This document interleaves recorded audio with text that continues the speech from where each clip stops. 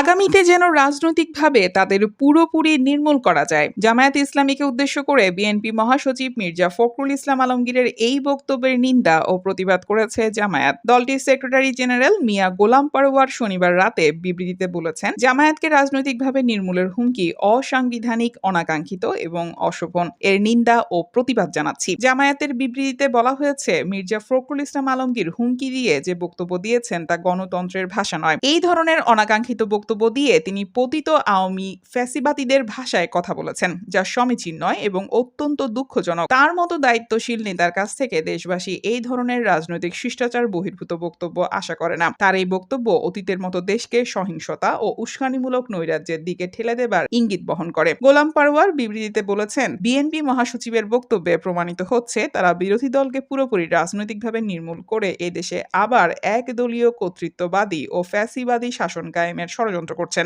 বিবৃতিতে বলা হয়েছে, কোনো দল বা ব্যক্তি যখন আদর্শ, যুক্তি ও নৈতিকতা দিয়ে রাজনৈতিক প্রতিপক্ষকে মোকাবিলায় ব্যর্থ হয়, কেবল তখনই এই ধরনের সন্ত্রাস ও সহিংসতার মতো উস্কানিমূলক বক্তব্য দিয়ে নিজেদের রাজনৈতিক দেউলিয়াত্বেরই পরিচয় দেয়। অতীতে জামায়াতকে নির্মূল করতে গিয়ে আওয়ামী ফ্যাসিবাদীরাই প্রত্যাখ্যাত হয়েছে। ভবিষ্যতে কেউ নির্মূলে ষড়যন্ত্র করলে জনগণ তাদেরকেও একইভাবে প্রত্যাখ্যান করবে।